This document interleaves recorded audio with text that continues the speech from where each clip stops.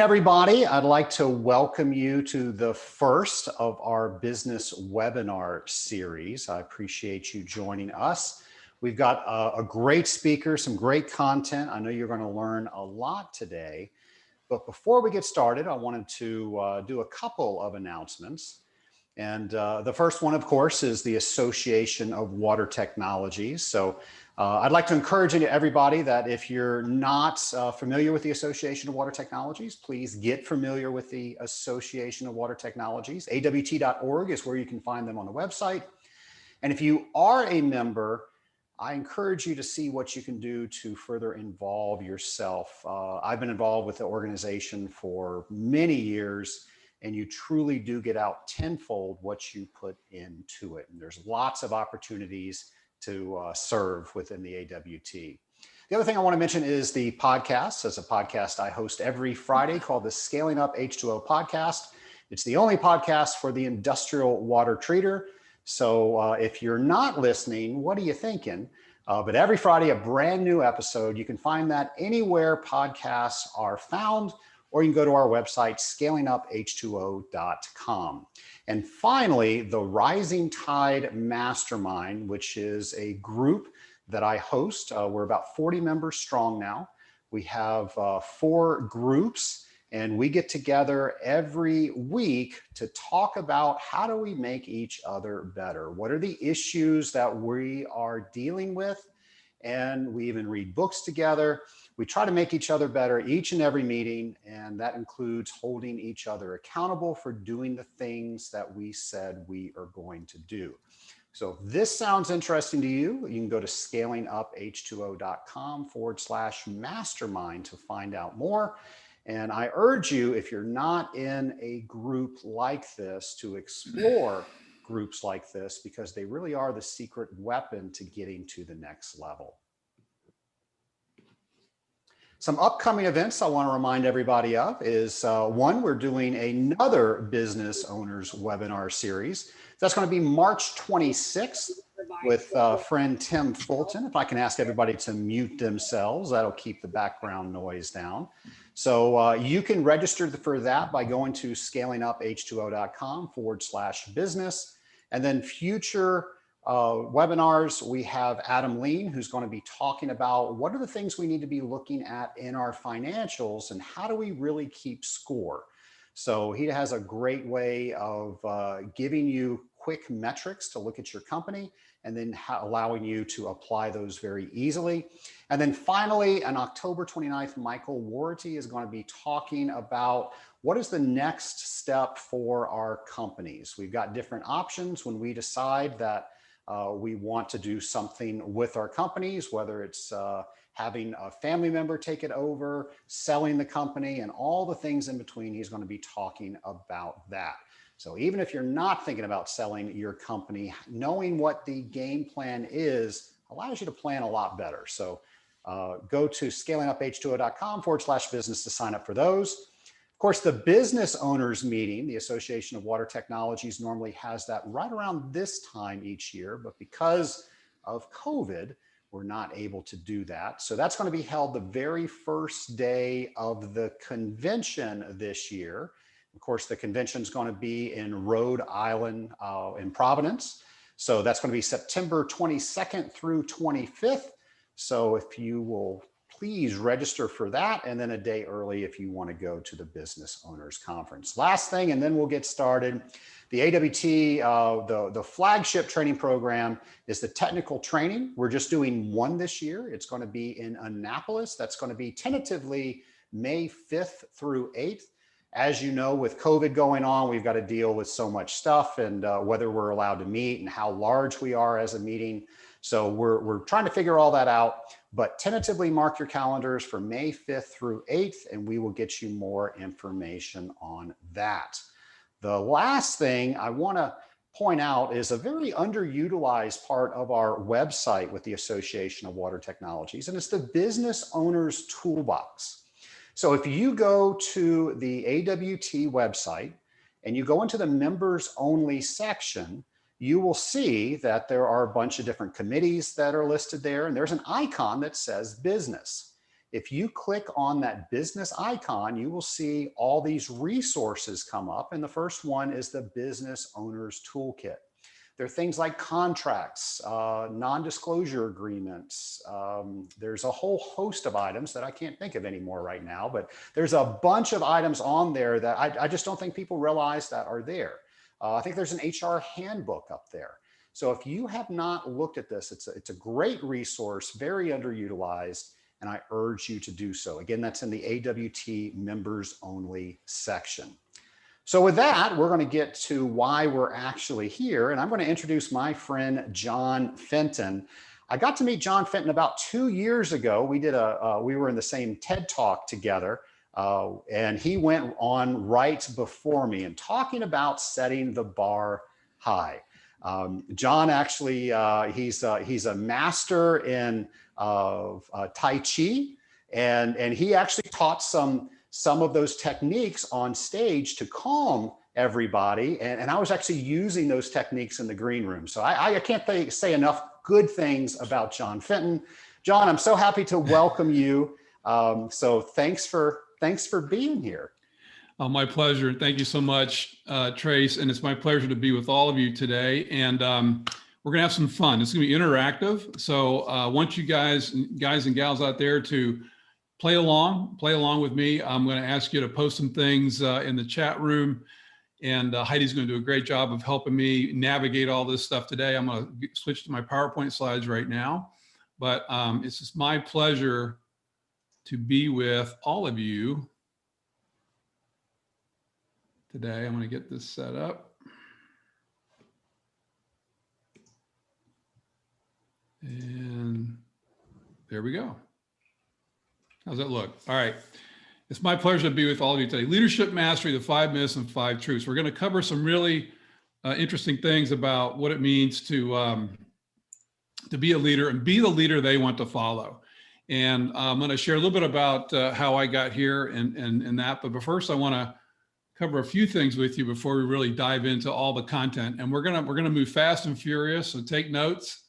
And I've got a few things for you. Heidi's already posted something for you that you can use right away. It's a tool which we'll get into later in the presentation, about how to really enhance and improve your communication with your team members. So important. All right. Now you may have been to Rome. I was in Rome a few years ago and got to see the Sistine Chapel and the famous painting of Adam meeting God. And we're still doing this, right? The fist pumps and the elbow bumps and wearing our masks. We want to stay safe. We want to be safe.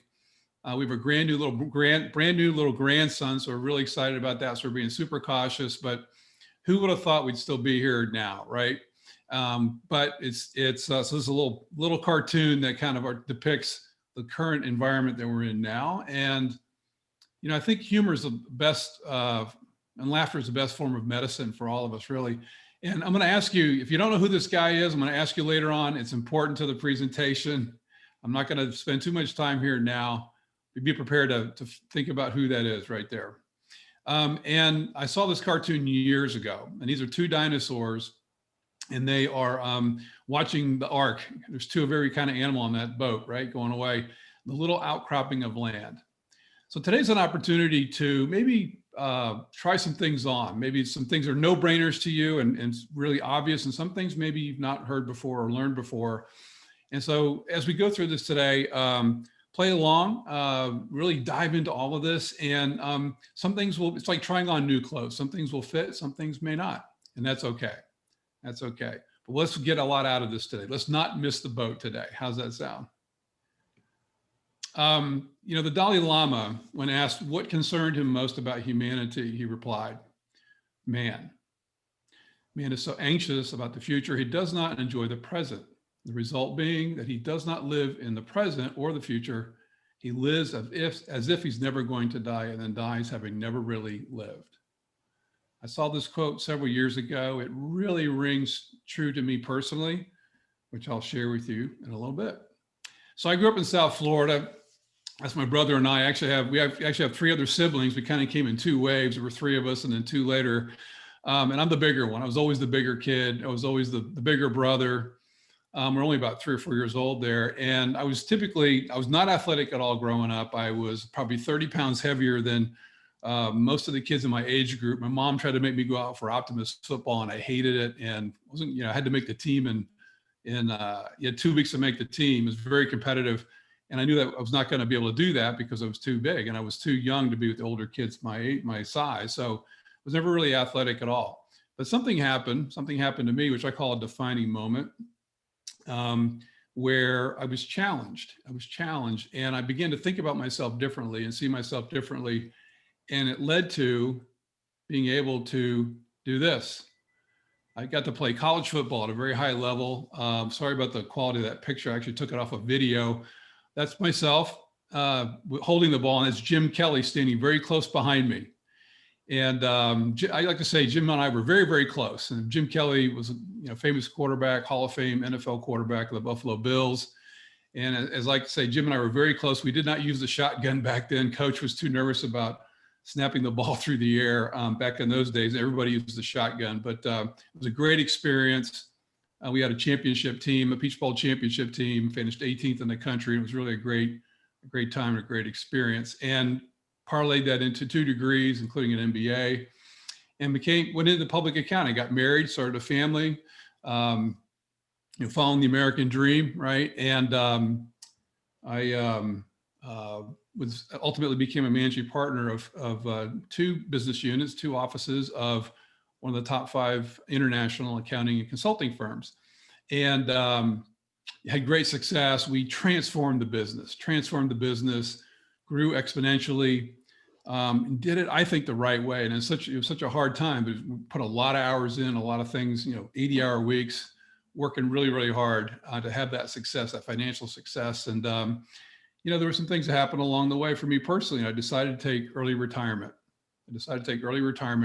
And follow my passion now. My passion now is working with business leaders and CEOs at the intersection of leadership, better results, better income, better profits, and more freedom.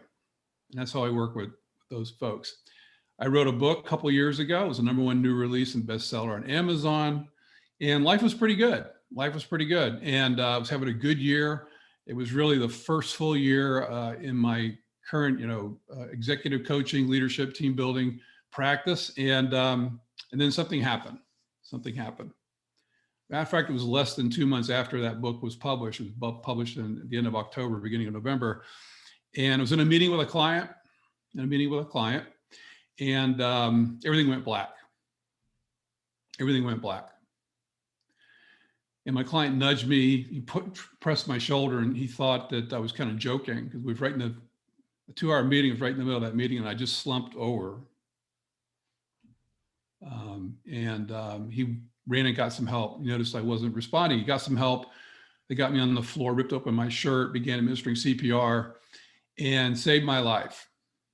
I was very fortunate to be where I was at the right time, at the right place, for the wrong reason. But CPR was administered for over 20 minutes. The defibrillator was brought in and went off about 5 times during that 25-minute period of time. I was rushed to the hospital, put into a hypothermic coma for several days. And when I woke up a few days later in ICU, there next to my bed were my wife and my daughter. I have 1 daughter.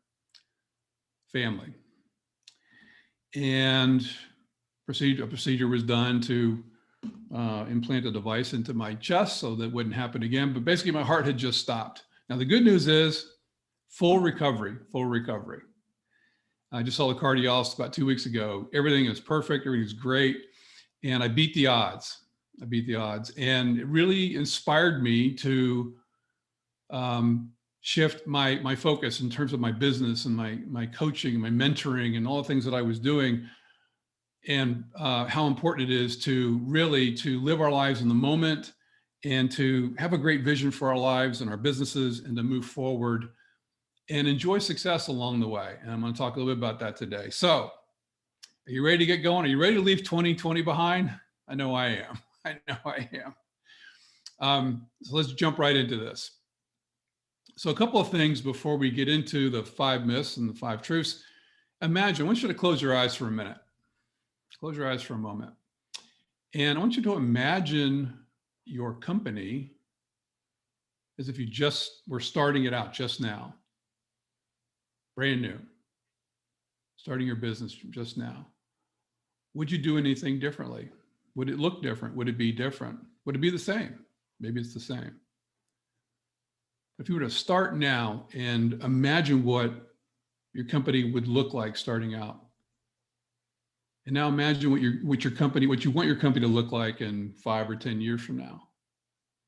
Is there an exit strategy? What is your company going to look like in a few years' time? Imagine it. Just focus in on that for a moment. Great. Hold that thought. We're going to come back to that later, and you can open your eyes and let's move on. So, in the water industry, water's great. Love water. Can't live without water, right? And certainly in your industry, it's a very important part of what you guys do. And I would ask you to think about this. Everything flows from you, using the kind of the water analogy here. Everything flows from you. What do I mean by that?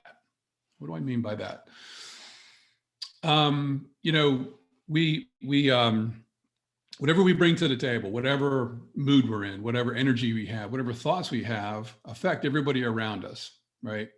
And you have a culture in your company, and what you bring to the table affects everybody. So our thoughts are very, very powerful. And Henry Ford, famous quote, "If you think you can or you think you can't, you're right." Right? It's the power of your thinking, the power of your thoughts are so powerful. And where we focus our attention. And, as an athlete, some of you may have been athletes or participate in some kind of competitive environment in your life.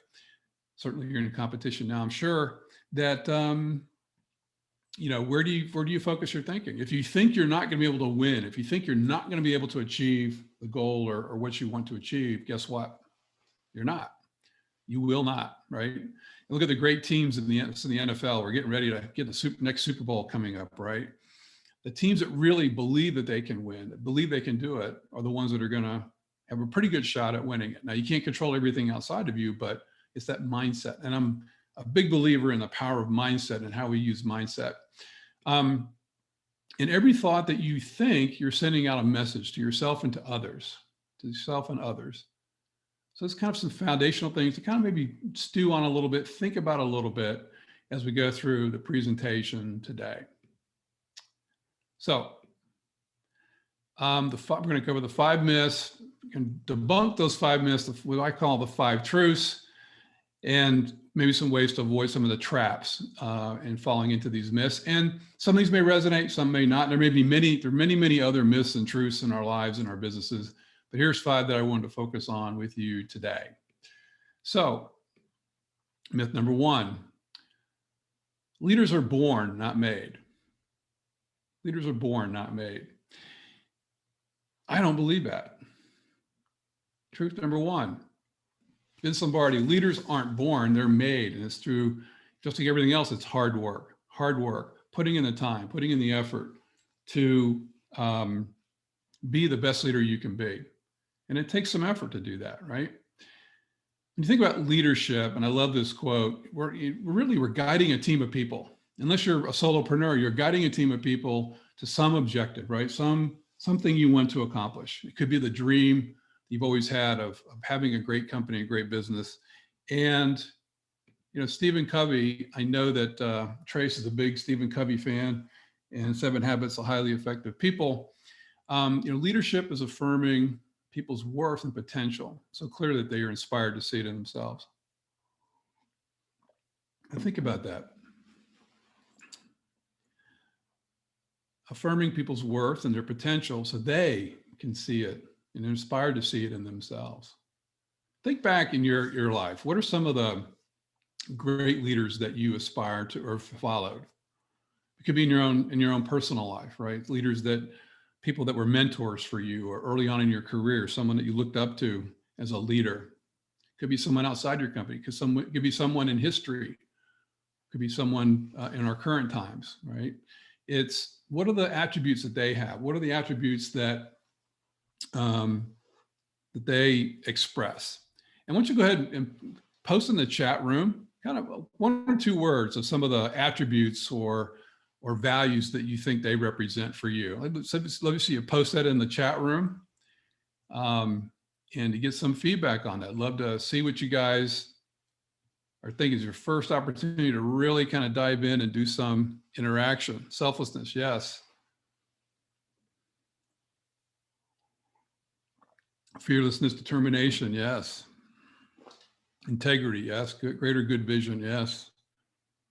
Let's hear from some more of you. What do you think about great leader, someone that you followed? Get some more comments in there. Love to hear from you all. Grit, open-minded, yes. Humility. You guys are doing great. Perspective. Yeah, you guys are doing great. They're kind of stealing the thunder later on, I think. You guys are far ahead here in this group. Awesome. Go ahead and keep posting in there. I'd love to hear from everybody. Everybody, empathy, approachable, yes. These are all great qualities, right? Great qualities. What you could do, not today, we don't have time, but what you could do for yourself is make a list of 10 leaders that, they could be historical leaders, it could be current leaders, it could be someone you know personally, someone you've never met, it could even be fictional, like a superhero, right? And what are the qualities? And then take the time to list those 10 names out, and then list 10 qualities or 10 attributes or 10 values that they represent to you. List those out. Go through that. So you have 100 values roughly at the end of that process. And then just kind of reflect on that. Reflect on that and see for yourself if that's affirming the type of leader that you are. If that affirms you. I'd love to have you do that process sometime after today, over the weekend, maybe, just to kind of step back for a moment and reflect on that. All right, good. So, a lot of times we can spend our time in a lot of different ways as leaders, right? And, again, many times we can focus in areas, and I got my little cursor going. So we can focus in areas of zone of competence and zone of incompetence. This comes from The Big Leap by Dr. Gay Hendricks. There's a third quadrant, zone of excellence, and there's a zone of genius, okay? And we can spend a lot of time in these three quadrants, right? Zone of competence and incompetence. Now, if you're spending any time in a zone of incompetence, I don't think you are, you wouldn't be where you're at. You're wasting your time, and either delete that, eliminate that, delegate to somebody else.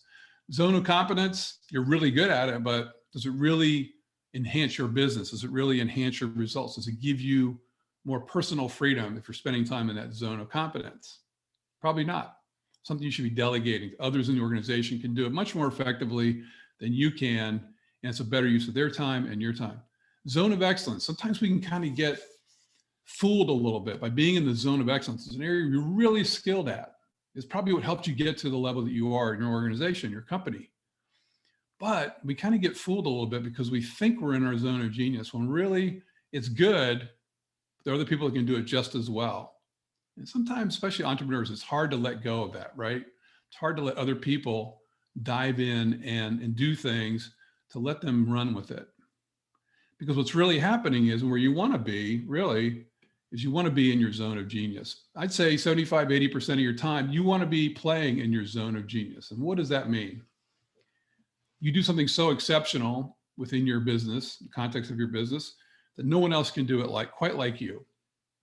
It could be sales, it could be calling up customers, it could be customer relationships, it could be planning, whatever it is that's your unique ability that no one else can do as good as you can. Now, sometimes we fall in a trap of thinking, I got to do everything. That's one of the myths, right? As a leader, I have to do everything, right? That's a myth. You don't have to, and you're going to be limited. You're going to limit yourself because there's only so much time in a day, and you want to be in the zone of genius. That's the area where if you could do that all day long, you were able to function that all day long, it would give you great joy and satisfaction, and the day would just fly by, and you'd be energized at the end of the day. Excuse me. Sometimes we have to focus on other areas, other things that we need to focus on in our business. So we can't always be in the zone of genius, right? You have a lot of other responsibilities. And so it's really about finding that time and giving yourself grace to be in the zone of genius and to make it a priority, not to put it to the side, Sometimes, as we grow up in organizations or whatever, in companies, we're good at a lot of things. We're in this zone of excellence and it's propelled us forward. There's something we're really good at that helped get us to the positions, or we started the company with this in mind, the zone of genius, that passion you had for starting that company, that business, right? But sometimes things happen and we get pulled different ways, right? And, I think one way to think about you as the leader is to think about it in context of, and I've had several leaders tell me this recently, so it really resonates, is that your customer, your number one customer is really the people who work for you, your colleagues, people inside the organization. That's your biggest client or biggest customer, really, right? Helping them, guiding them to be the best they can be. And what that means is you have to be at your best, right? And it's hard to do. Stuff happens. So you want to be in that zone of genius and you want to play there as much as you can to really help propel your business forward. All right, myth number 2. Leadership is given. Now, sometimes, leaders can ascend to a position, but just because someone has a title does not mean they are a leader. I'm sure you've experienced this in your life. I'm sure it's not you. I'm sure it's like you've experienced in your life. If someone just has a title, does not necessarily mean they are a leader. Truth is, leadership is learned and it's earned. It's earned. And how do we earn leadership? Right? How do we learn or earn leadership? What does it take to earn the leadership of people that work with you and work for you? What do you think it would be for you? Leadership is earned. Would you pop something in the chat real quick about what does that mean to you? Leadership is earned. Love to see some comments in there.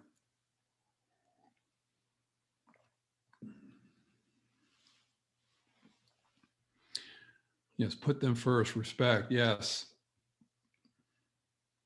Consistency. Yep. Get a few more comments in there about what does that mean to you that leadership is earned? Love to hear from a few more of you out there.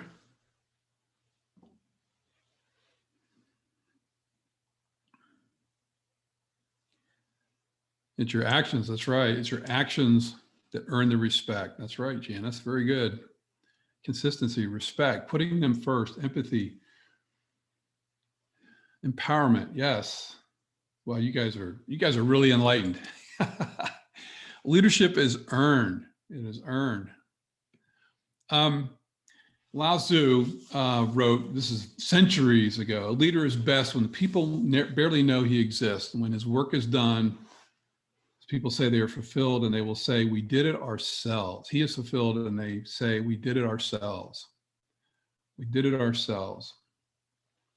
It's empowering people. It's earning that right to be their leader, right?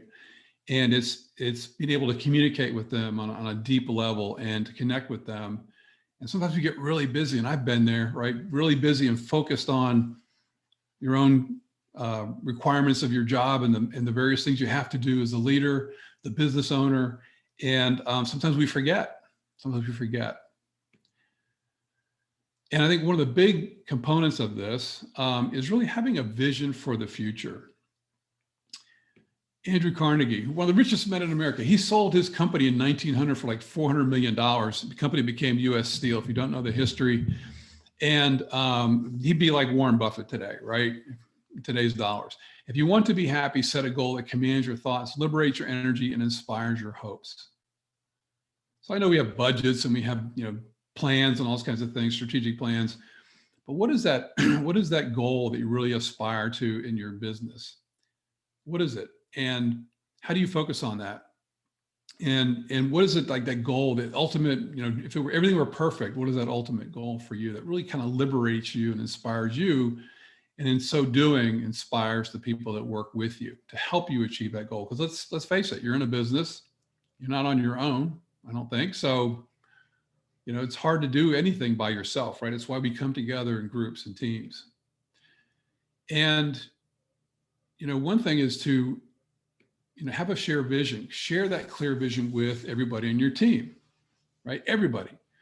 And, you want to develop, the reason you want to do that, I think, is because, you know, if we're going to go to the mountaintop, is that a volcano on the other side? Is that a cliff? Or is that the place we want to be? Is it a new plateau? Or do we want to take a different direction? But sharing that a clear vision for what the company is about, what your values are, and what this company, you want this company to be going forward. Everybody wants to participate. All your employees, most of your employees want to be a part of that story. They want to share and contribute into that story of making your company great, right? And some people don't, and you're going to ferret those people out, right? But it's giving people, when you have that clear vision, it gives people confidence. It gives people confidence, and they understand their place in the organization and how they contribute to the overall growth of that business. It's really, really important. And the result's going to be better results. You're going to get better results, better bottom line, better growth, better customer service. I mean, again, it's mindset, and people want clarity. They want clarity. They want to be confident in knowing they're in the right place. And the way they do that is by communication and by sharing what that clear vision is for the company. And you got to have a game plan. You got to have a game plan. And I think it was Eisenhower who said, you know, plans are doomed to fail, right? Nothing goes exactly according to plan, but you got to have a game plan. You got to have a game plan. If you don't have a game plan, then you're just kind of wandering, right? You're not really getting it done. The best, you may have had great success, but you could be even more exponentially better in the growth of your business, your markets, customer service. Having a game plan, have a strategy. And the benefit of really planning is that when things come up, when crises occur, you're able to shift and pivot and move in a way that helps promote, further your business and adapt to the situation. So planning, the process of planning is important. Having a game plan is important. You know, I was playing college ball. I actually got to play for 3 different head coaches, which is a whole nother training in and of itself, okay? 3 different head coaches. The last one was Howard Snellenberger. And we had a coach, in the second coach I had, the first coach got fired, the second coach came for 2 years and left on his own. And then Howard Snellenberger, for the last 2 years, I got redshirted 1 year, so I had 5 years. And so the coach in the middle, the second coach, we'd have a game plan, but during the game, a lot of times he would just throw the game plan out the window and start ad-libbing. Not a good strategy, not a good strategy. If you have a game plan, then you can adjust because the other team is not going to do exactly what you want them to do, right? Same is true in business. In every crisis, there's an opportunity. So we've been going through quite a bit of crisis, I think, in the last almost 12 months now, I think, worldwide, right? But there's always opportunities, always opportunities. And if you look at,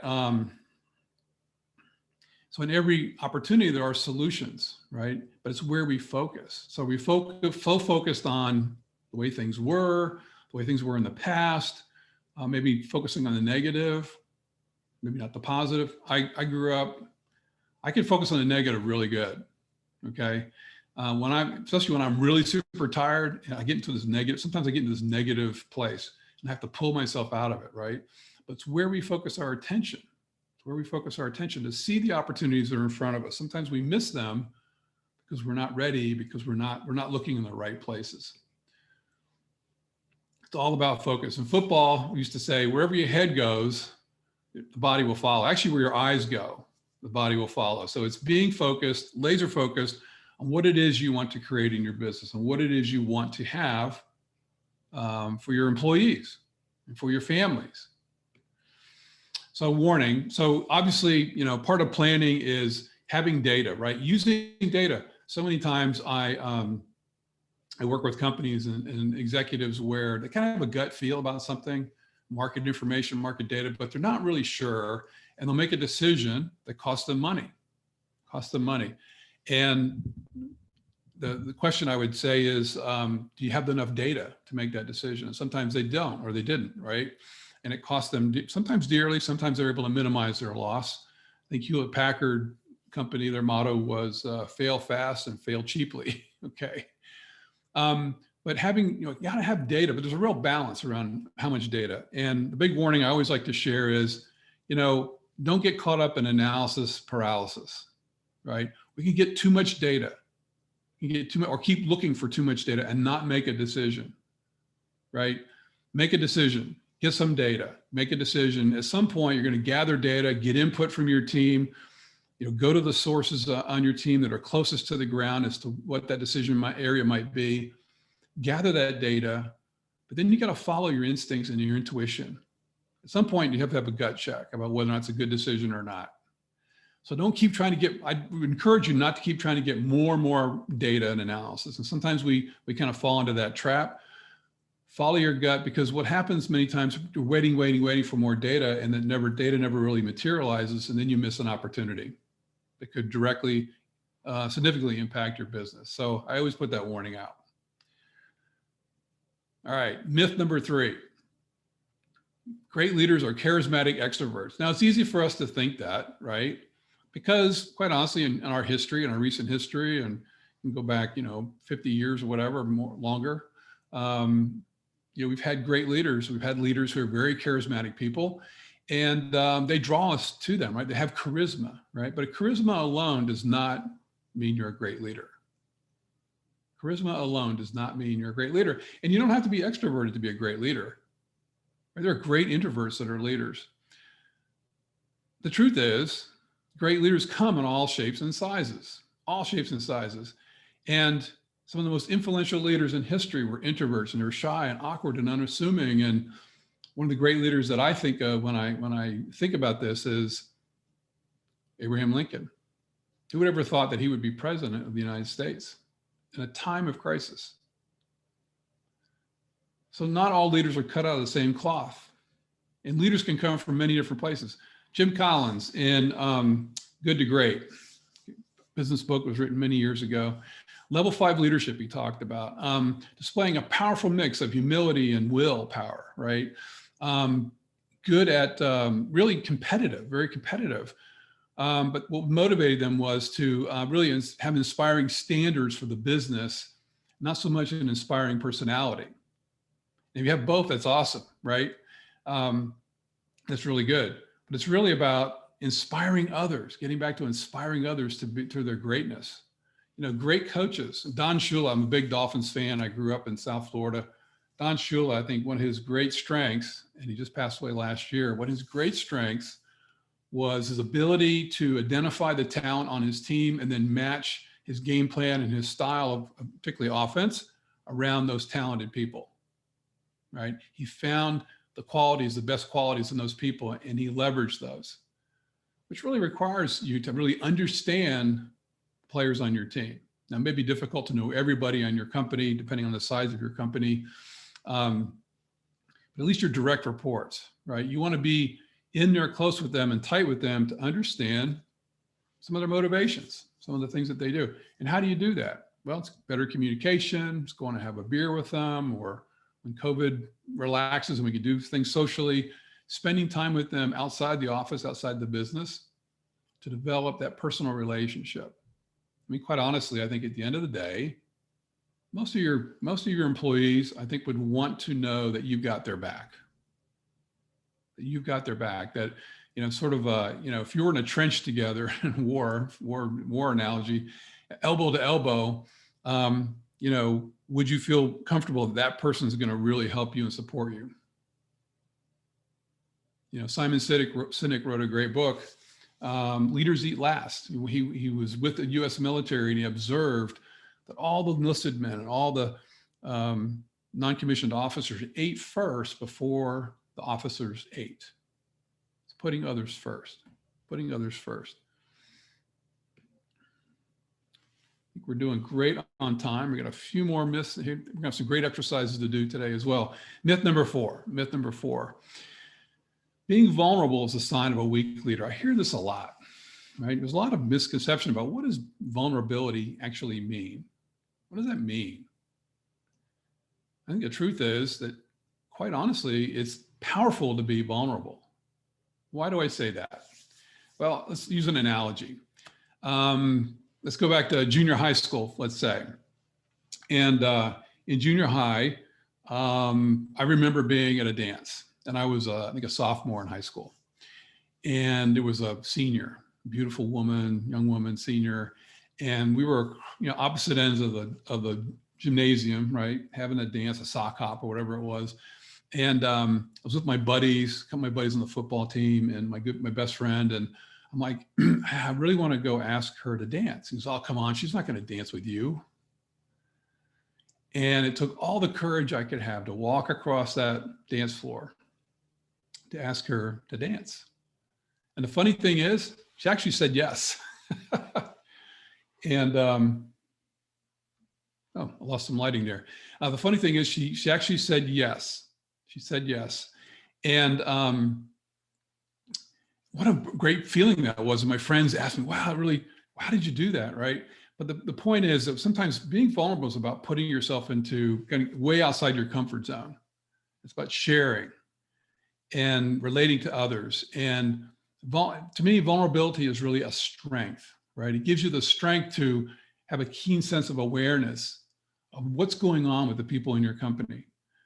To seek first to understand, to be understood. I know Chase loves that analogy. To seek first to understand, to be understood. So it's about listening, diving in, listening intently. It is, the term I like to use is let silence do the heavy lifting. Let silence do the heavy lifting. And it gives you the strength to use appreciation. Appreciation is so powerful. Appreciation is so powerful. You could do something called the rampage of appreciation. You could wake up in the morning and appreciate everything that's going to happen that day, or appreciate the morning. You could do a gratitude journal. Why do I talk about gratitude and appreciation? Gratitude and appreciation are some of the highest level emotions we can have. Okay. There's a process I've guided teams through where you sit everybody around a table, and for 1 minute, they just talk about, everybody around the table talks about what they appreciate about the other person at the table. And the person can only sit there and listen. They can't respond. They can't, disqualify their comments, say, oh, shucks, that kind of thing. No, they just sit there and they accept the praise and the appreciation. And you go around the table and everybody gets a chance to do that. Very powerful process, very powerful process. We're not going to do that today in the interest of time, but the power of appreciation and gratitude for yourself, having gratitude each day, that sets your energy, that sets your mindset for the day, and it helps set the mindset and energy for everybody around you. Everybody around you. Now, there's a tool called the Johari window. It's been around a long time. I'm just going to cover this sort of quickly. I don't want to spend too much time with it. But there's areas where the U.S. military uses this process. It's around team communication, really, and expanding awareness. So known to self and known to others, that's the open area, it's the arena. Everybody sees you and you see them, and that's what's known, right? Then there's known to yourself, things you hold to yourself and things that others don't know, not known to others, and that's the facade. It's hidden, right? There's another area of what I call the blind spot, not known to yourself and known to others. So they see it in you, but you don't see it in yourself. This is a lot of work I do with executives and leaders, right? Identifying blind spots, shining a light on a blind spot. And sometimes, the people that work for you are not going to tell you the emperor has no clothes, right? And then there's the fourth area, the area, what I call potential self-discovery. And the idea is to expanding the arena, right? When you expand the arena, it shortens the facade. When you expand into outside into the blind spot, right? There's less blind spots. So there's more sharing, more communication going back and forth, identifying blind spots, because by sharing that, it's making the team better. And what really happens is over time is the area of potential expands. You're pushing these windows, these bars out, right? You're closing down the hidden area, the blind spots are less, and at the area of potential for great growth in the business. It's about your culture. It's about your culture. And, you can think about culture. You can have some great sayings and great things on a wall and all that good stuff. The bottom line is your culture really is defined by actions. Your actions, because guess what? Everybody's watching you all the time. Everybody in the company, the organization is watching what you do and what you say, but more so what you do. In the same token, so you can set the bar at the kind of the lowest common denominator of your culture by what you allow to occur. If there's something contrary, if someone's doing something contrary to your culture and your values, if you allow that to occur, that's setting the bar lower, right? It's like dealing with your kids and setting rules and then not following up. On the same token, getting back to appreciation, whatever you acknowledge authentically and appreciate will set the bar high, because people will see, hey, so-and-so did this great thing and they're being rewarded for that. And that's where I want to be. That's where I want to go to. So you can work on both ends of the culture that way, but it's being aware of that. And it's really just about better communication. The Navy SEALs focus intensely on communication. They have to, it's life or death. The US military. All right, so you have a great tool that was in the chat for you. You can download it. It's the Communicator Accelerator. A lot of times we just have to ask, right? We have to take that bold step sometimes to ask what's going on with someone, what's happening. You may observe a situation where someone is not getting the job done, and those are tough conversations. Sometimes they can be great conversations, but unless we ask, we can spend a lot of time assuming things and not really getting to asking them. And yes, you can, thank you, Heidi, for posting that in there. So you can get it in the chat, or you can download it. It's for you. I've created this for you all today as a special item for you. It's a 2-page, it's kind of a cheat sheet, Communicator Accelerator cheat sheet to help you kind of guide you through tough conversations and meaningful conversations with your direct reports and your employees in your organization. I have much more to share with you today. So we're back to this guy. Who wants to post? Please post in the comments. Who is this character? Do you remember who this character is? Some of you may not know, some may know. One of my favorite cartoon characters, and I'll explain why he's in here. Yes, Foghorn Leghorn, that's right. Very good. So we had a coach when I was at the University of Miami. We had a coach who had this deep Southern drawl. If you remember Foghorn Leghorn, he's the big rooster in the farmyard, big, boisterous, kind of Southern drawl, and he had these kind of crazy sayings, right? And our coach used to come up with these really off the wall kind of sayings to kind of motivate us. And he would say things, and I can't do his voice justice, so I'm not going to do it. But he would say things like, you're killing the grass, son. You're stealing from the university. The message was, get your head in the game, get moving, and start getting the job done, right? It was a way to motivate people. And we loved him to death. We used to call him Foghorn Leghorn behind his back. He didn't know that. But it's all about feedback. Feedback is so important. So here's a great question. You got to write this down. It's a 2-part question here, because this you can use in customer service. You can use it in personal relationships. I mean, I've worked with clients where they've actually asked their significant other this question. And the question is, on a scale of 1 to 10, how would you rate the quality of our relationship, our product, our experience, our service, whatever it might be? How would you rate quality of our service, let's say? On a scale of 1 to 10. If it's a 10, congratulations. That's awesome. Perfect. Nothing more to do. Just keep doing what you're doing. If it's anything less than a 10, anything less, then you have your work cut out. And that's where the second question comes into play. And this is the real gold in this feedback loop. And it's this. What would it take to make it a 10? What would it take to make it a 10? Think about that. Because and just listen. Don't say, don't judge, don't evaluate. If it's not a 10, that's okay, right? Well, whomever it is, it could be your children, it could be your coworkers, your colleagues, customers, whomever. If it's less than a 10, don't judge it, don't evaluate it, just listen. Ask this question and let it settle. What would it take to make it a 10? And then listen like your business and your life depends on it, because quite honestly, it does in some level, in some degree, it does. They're going to tell you exactly what it's going to take to make it a 10. Exactly. Some people say, well, I never have a 10 in anything. Ask them, okay, but what would it take to make it a 10? I mean, honestly, have that conversation. It could be a long conversation or a short conversation. One of my clients asked his new girlfriend that question because he wasn't sure where they were in the relationship. And he boldly, I said, don't force it, just you'll find the right time, but ask the question and see what happens. And it made all the difference. It made all the difference. Now they're engaged. I'm not a matchmaker, but anyway, it's great. So now we're right on time. We're going to go into some breakout rooms. Trace, how are we doing? So I'm going to put on the screen and you all should see a... Yeah, I'm going to give some instructions before they go there. All right, let me not do that then. Okay, sorry. We're doing good on time, right? We're doing great on time. Great. So what I want to ask everybody is your defining moment. What was your defining moment? I'll give you some instructions now for the breakout groups, breakout rooms. I want you to think about a moment in time where you were challenged.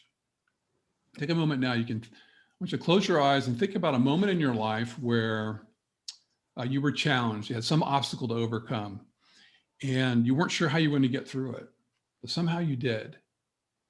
And you came out the other side and you came out stronger. It had a profound impact on your life. It helped make you who you are today. So think about that moment. Think about that moment. Close your eyes. Think about that moment. Think about that situation you faced and you overcame. And how does it make you feel to reconnect with that moment, having come through that moment? The effect of going through and succeeding and getting through that moment. What feelings come up for you? What do you notice? And is there a word, an adjective that describes how you felt in that moment, coming through that? An empowering word, a feeling that you came out of that. Think about that for a moment. And what we're going to do is, now that you've identified, you can open your eyes now, and you've identified your defining moment. In what ways has your defining moment impacted who you are now? And what one word best describes you now? And in this opportunity to break out, go ahead and share your name, where you're from, name of your company, and then address these two questions. We don't want to spend a lot of time in the details of the defining moment, right? So much we want to really focus on how's that defining moment impacted you, and what one word best describes you now, how it's impacted you now and had an impact on who you are now. Sound good? Trace, that sound good for everybody? That's perfect. Can I add, maybe we elect a scribe so that way you can ask some questions when we come back to the main room? That'd be great. Awesome. All right, all right, John, everybody's back. Awesome. Welcome back, everybody. So just would love to hear from some folks, and I don't know if I can see everybody here, but if you're a scribe for your group, I would love to get some feedback about how it went and some just the experience. So who would like to go first? And maybe Heidi can help me here. I'm not sure how we'll do that, but who would like to go first? Maybe raise your hand and then we can unmute you, or you can unmute yourself. I nominate Janice Shaw for our group. This is Cindy Mitchell. Thank you, Cindy. Jill, I saw your hand go up. We'll get to Janice in a little bit. So where are we at? Yes, Jill, want to go ahead and share for your group? Okay, I guess I'll be the scribe for my group. Was with Bernadette and Adam. We had actually a really good conversation. John, you picked a very hard question to kind of, I guess, like make us be vulnerable and have a long conversation. So we filled up our 20 minutes, and I learned a lot about both of them. I mean, I guess if I had known them, I don't even know if I had known them both for a year or two, I don't know if I would have known this much about them just by asking that question.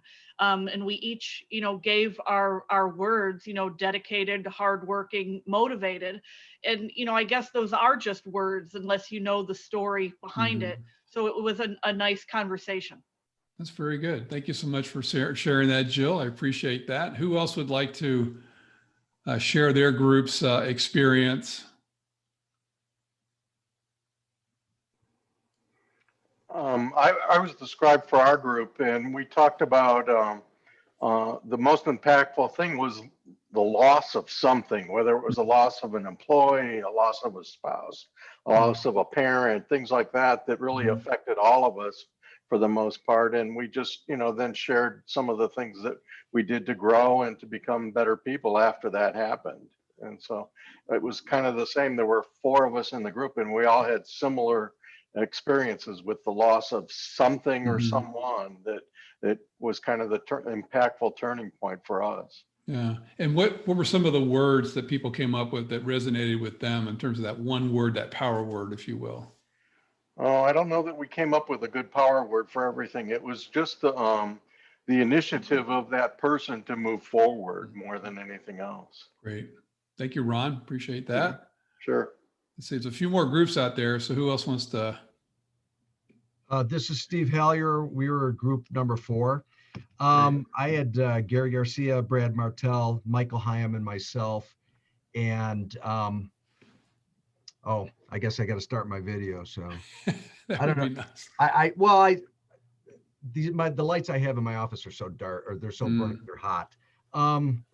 So basically, everybody identified a different event in their life. Gary had mentioned his wedding, and the term he came up with was passion. I'm not sure if he meant about his marriage, and he didn't say wedding, he said marriage. I'm not sure it was about the marriage as much as just the passion in our industry for water treatment. Brad had a life-changing experience when he went on a trip and was surrounded by some other successful people, and he gained his confidence that he could, do whatever he wanted to. Michael, after having 3 kids, he realized that, he had to get going and support these kids and make sure they had food on the table. And he developed and realized that drive was very important to him. And then for me, it was when we dissolved the old company, my ex-partner and I, and we started the new companies, I gained some confidence that I could do this and do it on my own. Awesome. Awesome. Thank you so much, Stephen, for that sharing of your group. And that's a really great way to summarize it. Okay, somebody else from another group. And this is Janice, as Cindy had volunteered me. I'm ready to step in there. Okay, go for it, Janice, go. All right, I was with Marco and Cindy and Teresa. Unfortunately, we couldn't hear Teresa. Her mic was muted, and I'm Janice. And we shared stories of defining moments in our life. And Marco had talked about a career choice, realistically, a school choice. And at first he was discouraged, had to take a different path, but in the end he was very pleased and happy with his career choice that he had made. Kind of looking back and saying, oh, what it might have been, but realistically, I'm really pleased with what I ended up with, despite being discouraged at first. So kind of a perseverance, looking back and being satisfied kind of a story. Right. And with Cindy and I were somewhat similar. She had a in her business career, had a situation that made her really look at a person being deceptive. And in the end, working through that, dealing with it and having the business be strong, despite that, really learning the importance of people in the end and hiring very good people to keep her business strong. So she was a lot stronger after she went through her defining moment.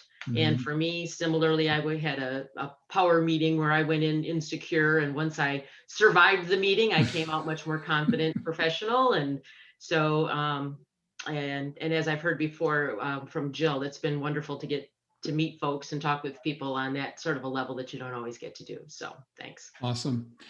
And I'm sorry, I think Chase, I think you raised your hand. Chase Hamrick, you want to share? Yeah, we were in group 2 and I had Miles Stauffer and Matthew Garrett.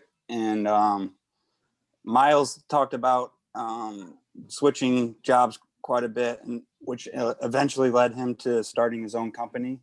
And his word was confidence that got him to starting that new company. Awesome. And then Matthew described the death of his father, and his father was the leader of the company at the time. So that led to 2 words that he came up with: teamwork and eventually culture. They developed a new culture. And then mine was starting a new company myself and being put into a leadership role that I never was in before. So. Awesome. Very good. Thank you for sharing that. Who have we not heard from? Let's see. Sean and Anita, you were in a very small group. Sean or Anita, you want to share? Sean, go ahead. I didn't actually take notes. I don't think we nominated a scribe, but my first failing there. Yeah, I think Anita described sort of stepping up really within. I think it was a community project, if I understood correctly. And for myself, it was a personal moment where we lost money to a builder on a big job on our house, and as part of that, I had to understand really how I got into that position and understand myself and understand other people as well. I guess for me, it was, it led me to a greater awareness.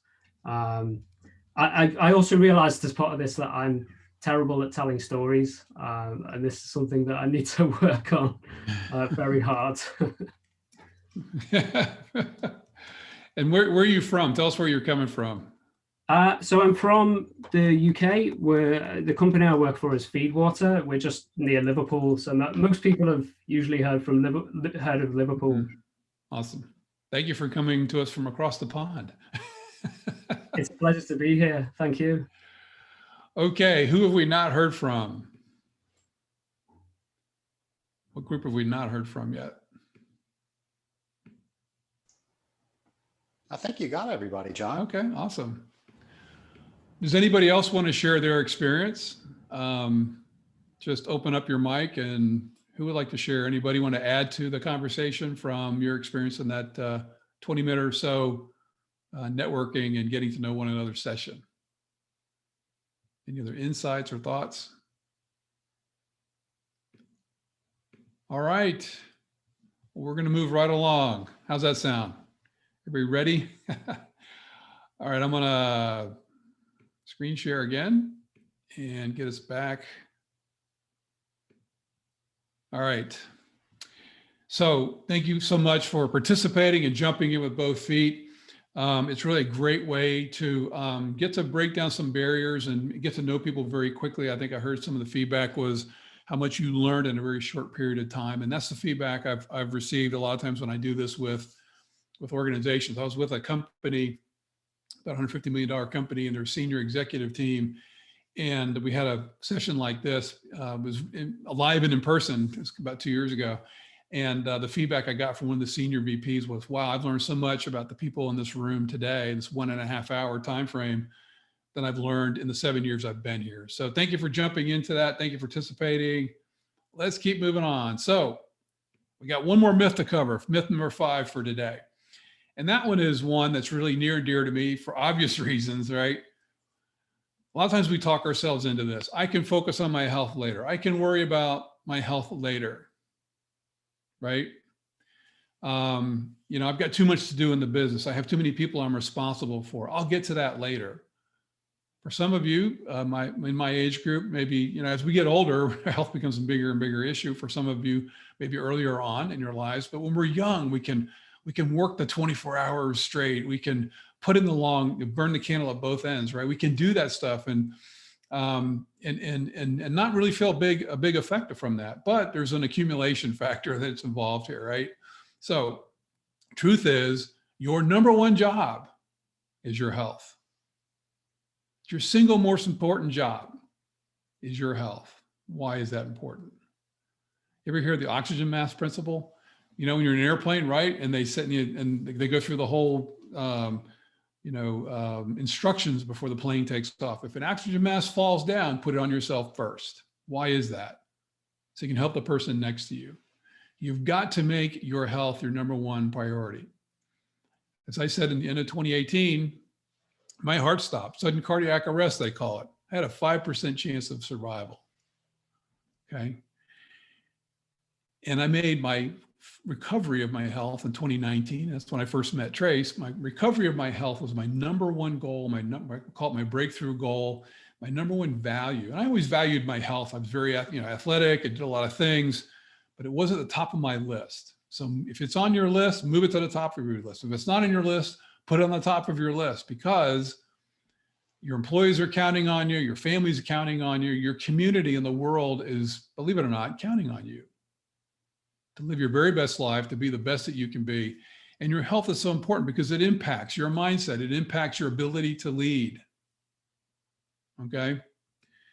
If you like to run, go run. If you like to walk, walk. I use walks a lot. I used to run a lot. My knees are getting a little squishy. So I do a lot of walking. I love to play golf. I love to walk when I play golf when I can. I love to exercise. Well, I haven't been to a gym in almost a year now, right? Exercise, the Rock, Dwayne Johnson. We're alums. That's about the only analogy I can make about the Rock and myself. He played football for years in Miami, probably about a decade after I did. The Rock carries 40,000 pounds of weights around with him everywhere he goes so he can get his morning workout in at 5 or 5:30 in the morning every day. That's what grounds him. That's what helps him to focus, right? So find, what is that thing for you, right? Is it walking? Is it hiking? Is it swimming? If you're a swimmer, swim. If you're a runner, run or jog. Our bodies are meant to move. They're meant to move, not to be sitting around like we're doing this morning for a couple of hours on a computer screen, right? We are meant to move. And breathing is so important. And we forget about breathing because it's autonomic, right? It's automatic. We do it all the time. The thing about breathing is it is the one autonomic function in your body that you have any control over. It's the one you can consciously control is your breathing. If you've ever done any yoga or Tai Chi or any of the martial arts or any sports, right? Breathing is so important. And where do you breathe? And how do you breathe? The Navy SEALs use a thing they call box breathing. They use this breathing technique. They call it box because there's 4 parts to it. The reason they use this breathing is so they can be focused and calm in the heat of battle. And guess what? If they're not, bad things happen, right? Bad things happen. I guarantee they were using box breathing when they got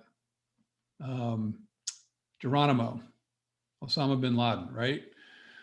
Box breathing, they help them to focus and center themselves. Phil Jackson, the famous basketball coach for the Lakers and Chicago Bulls, great story. About Michael Jordan and Phil Jackson and the Bulls in the 90s and on Netflix. The Last Dance, great series, wonderful. But he used breathing to help. He brought in some Zen Buddhist trainers and he helped his players, Phil Jackson did, to learn how to breathe so that in the heat of battle, they could be calm and focused. Michael Jordan would be kind of looking out of the corner of his eye. I didn't believe it at first, but it was something that Jackson brought to the team. It's so important. And I fell in love with this and I have my own kind of style of that. So maybe you like to meditate. Meditation is great. Ray Dalio, billionaire hedge fund and founder and author, right? Tom Brady, look at Tom Brady. He's 43 years old. He's still going strong. He's in the Super Bowl again. He practices meditation along with many other things that he does. It is so important. There's so many, Tim Ryan, congressman, wrote a couple of books about it. All these people that people know or have heard of, right? Use meditation. So, hey, if Tom Brady's doing it, I'm pretty much going to want to do something like that, right? And there's some really simple ways to meditate. You don't have to sit on the floor for hours and hours or even 10 or 20 minutes or whatever. It could take 5 minutes or less, really. And you can do it in pretty much any activity you're doing. You can be washing the dishes and meditating, honestly. That's where your mind is. Where is your focus? We talked about focus earlier. So we're going to do something right now that you're going to get to participate in. You guys have been doing a great job so far, and I want you to keep going. And I'm going to guide you through just a 5-minute exercise right here. I call it the CEO's Daily 5-Minute Mindset Guide. It's good for anybody. It's a mindset guide, and it helps you to shift your focus, right? Shift your energy. And breathing is such an important part. So what I want you to do, I think you're all sitting down, and that's great. You can stand up too if you'd like. That's fine. Trace is standing up. I'll move my chair a little bit here. So I want you to sit straight in your chair. I want you to straighten your spine. So make sure your back is away from the back of your chair. Don't be slouching back. Your body position has a significant impact on your brain, right? Your mind. So you want to sit up straight. You want to relax yourself. Take your palms and place them on your knees facing up. Make sure your feet are flat on the floor. And I want you to close your eyes. I'm going to guide you for the next 5 minutes through this breathing process that I discovered through years of training, working with amazing teachers and guides.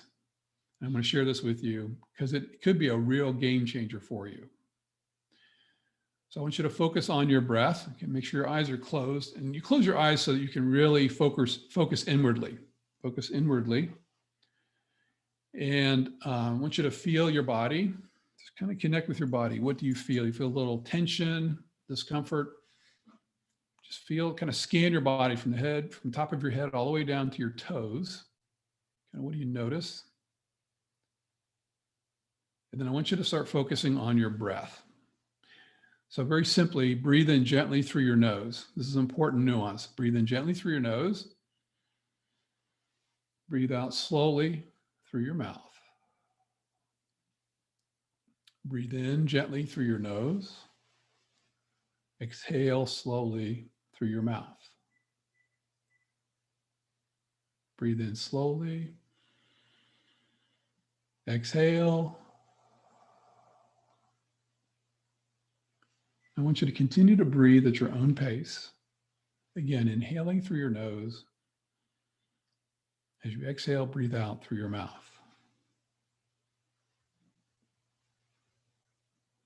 Focus on your breath.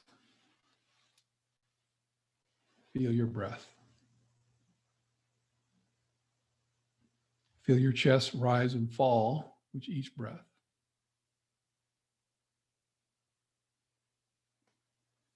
Allow the tension in your shoulders and neck to just melt away. Let your body relax into your breathing.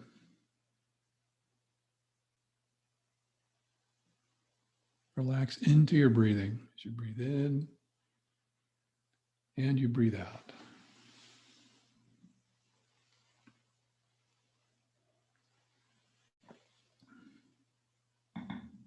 As you continue to breathe in and out, do you feel some discomfort in your body? Do you feel some tingling or some warmth? Maybe you feel some pain. Whatever you're feeling, don't avoid that feeling. Breathe into that feeling. Feel everything in your body.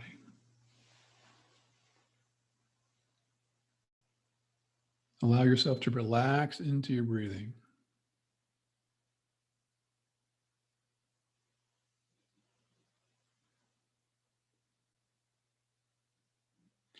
As you exhale, as you breathe in slowly. As you exhale, imagine you're moving your breath from your mouth and from your head down to your lower abdomen, just below your navel.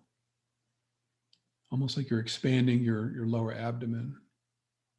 Filling your lower abdomen with each breath. Again, relax your shoulders. Relax your mind. Thoughts will come. It's okay. Let them pass you by. Keep refocusing on your breath and on your body.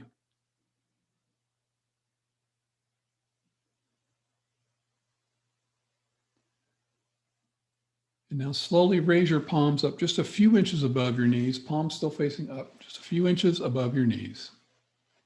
And I want you to focus your attention on the center of your palms. Palms. Palms. Feel the center of your palms. And you can slowly rotate your palms in small circles. Keep focusing on the center of your palms. Palms. Palms. And now slowly raise your palms up facing each other in front of your chest, just a few inches apart. Don't let them touch. And imagine you're kind of washing a plate with your both palms, both sides of the plate, rotating your palms. And feel the space between your palms. Palms. Palms. Feel your palms. Feel the space between your palms.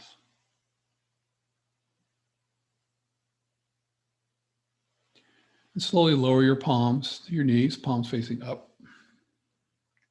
Keeping your eyes closed, continue to focus on the sensations you feel in your body.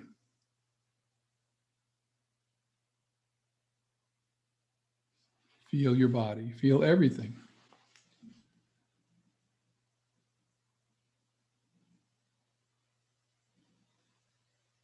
And then place your palms on your lower abdomen, just below your navel, and think about what's one thing you could do today or next week that could make a big difference in your business. What's one thing? It could be a small thing or a big thing. What's one thing you could focus on? And commit to yourself that you will focus and accomplish that one thing, take that one action.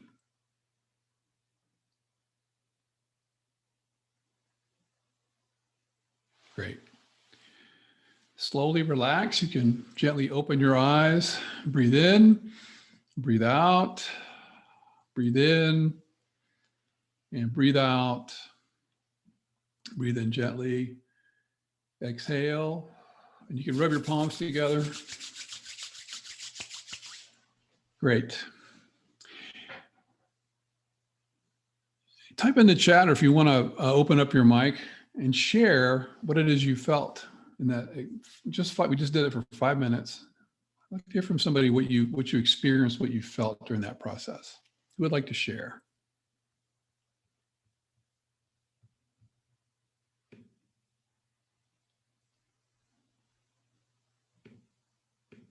Okay, you're also so relaxed now. Who would like to share? Oh, go ahead and open your mic or raise your hand. You can post it in the comments as well about what you felt. Who's brave enough and bold enough to share what their experience was? Laith? Yeah, I don't mind sharing out loud too. I put it in the chat already. Nice. Just a sense of clarity, really. The noise that kind of occupies the day to day just subsided, and then a little perspective to kind of help focus and get a little bit more clarity on. Take a step back and view your life from almost in an external perspective. Awesome. Very good. Thank you, Leigh, for sharing that. Who else would like to share? Cindy, you typed in peace. You want to share more about that, Cindy? Sorry, I was muted. Took me a second to Okay. find the button.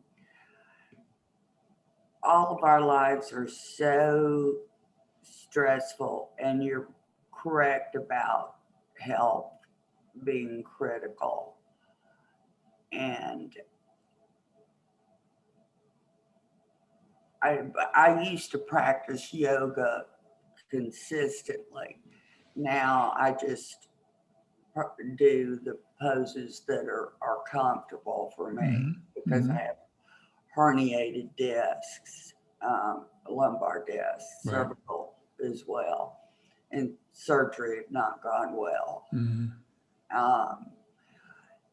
And if I could just remember, when something upsets me, if I could just stop and breathe, remember to breathe for a few minutes. Absolutely. I'll be in a much better mindset to handle what needs to be done. Absolutely. Absolutely. Thank you, Cindy. That's so insightful. It really is important. It's taking that step back, and Leigh said that too, but stepping back, it's giving yourself grace to unplug. And what I encourage you to do is do this every day for 5 minutes. You do it multiple times during the day, but do it at least first thing in the morning. First thing you get up, if you get up and you turn on your phone, your computer, whatever, I'm going to advise you, stop that. Okay. Don't do that. Go make a cup of coffee, whatever you got to do, and then practice the breathing. If you like to do some yoga, do some yoga. If you have devotional reading, do the devotional reading before you dive into the workday and the things, because it's going to set the tone for you for the rest of the day. And if you're able to weave in some physical activity the course of the day or every other day, doctors say 45 minutes of walking or some aerobic activity 3 or 4 times a week is good. Do that, right? You want to incorporate that into your routine.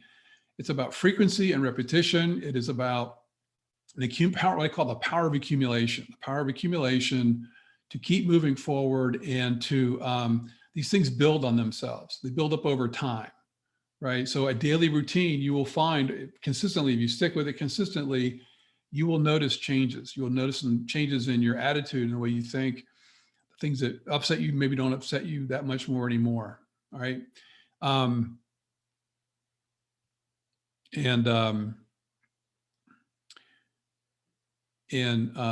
you know, I want you to really think about that, right? It's just a simple process, and you get access to it. It's a free item. I posted it as a free gift. I'm going to talk about it in a minute. I think Heidi's going to post it as well. You can quick download. You just pop in some information there. You get access to it immediately.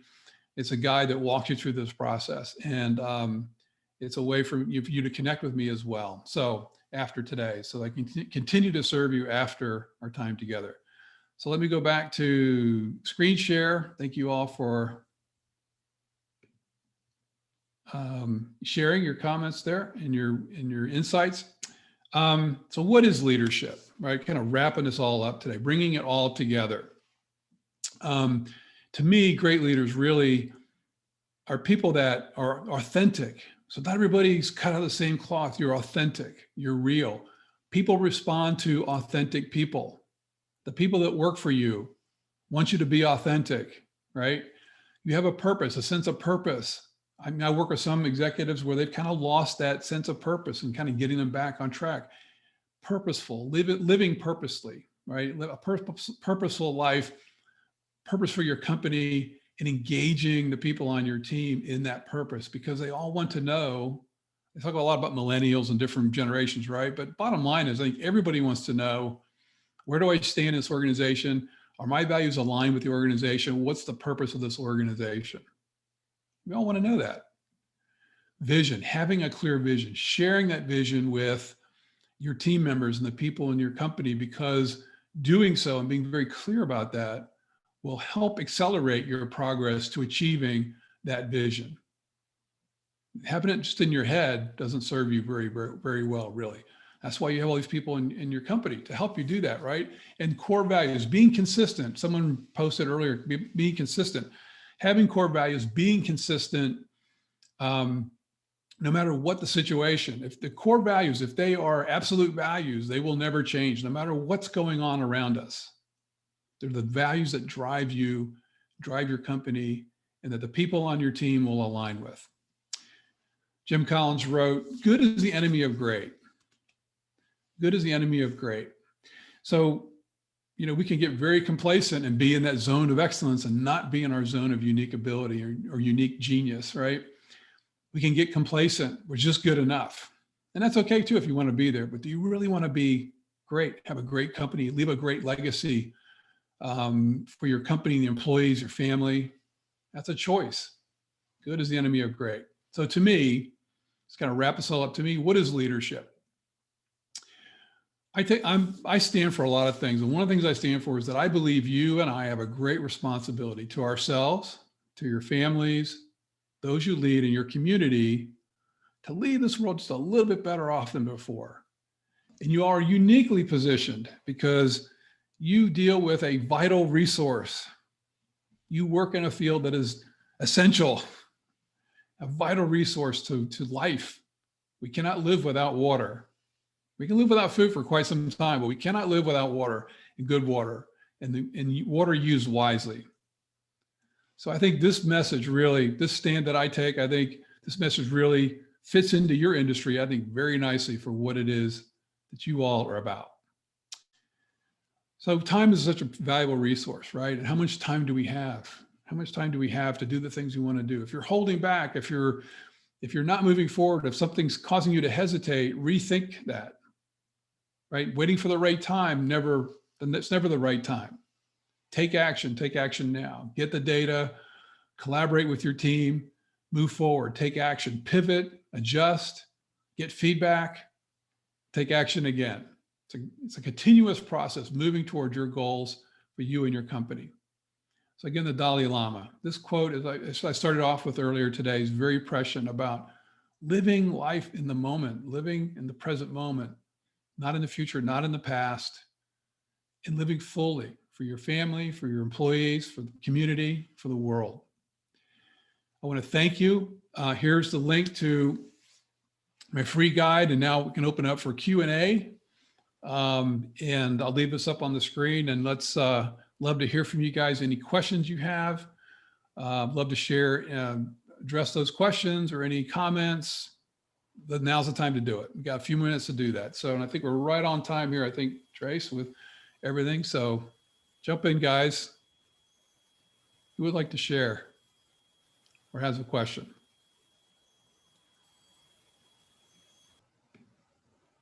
Any question is, no, there's no dumb question. So any question is good.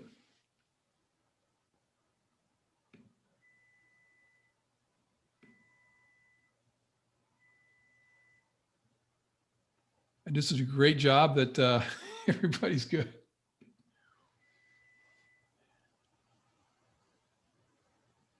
Well, Trace or Heidi, I don't see any questions coming up. Well, John, thank you so much for sharing all this knowledge with us. And I know so many times we're thinking, you know, how many things can we do in the day? How much more can we get done? And you've really allowed us to stop, think of what's really important, and make sure we're focusing on those items. And you've given us some techniques to do that. And I shared this on my podcast when you came on about a year ago. I don't know if it's been quite that long, that this was the exercise that you did a very brief demonstration of when we did the TED Talk. And I was in the ready room getting ready to go on after the very high bar that you set. And I remember thinking, oh my gosh, what if I mess up? What if I don't do my best? And I went through this exercise and it allowed me to focus. I was thinking, well, wait a second, Trace, you've really practiced this. You know this speech backwards and forwards. You know the times you have to hit. You've put in the time. So now this is your time just to go out there and do it. And it really focused me. And I tell you, the energy shift that happened during that, I was really pleased with the performance that I did. And I don't know if I would have gotten there without this exercise. So thank you for sharing that with me and the group. Well, my pleasure. And I got to watch you because I was done. So I was able to focus and enjoy everybody else. You did a great job. Great speaker. And I really enjoyed your presentation. So I'm glad I was able to help you in some way. Well, John, thanks for coming on today and helping all the people in the business webinar. You've got information, so if people want to connect with you, they know how to do that through the chat. If you want to take a moment and scroll through the chat, there's that free gift and how to connect with John. If you look and you can go to scalinguph2o.com/business, you can register for the next business webinar. And John, just thank you again for coming. Thank you for everybody that attended. And we look forward to bringing these to you back in March. So have a great day, everybody. Thank you, Trace. Thank you, everybody.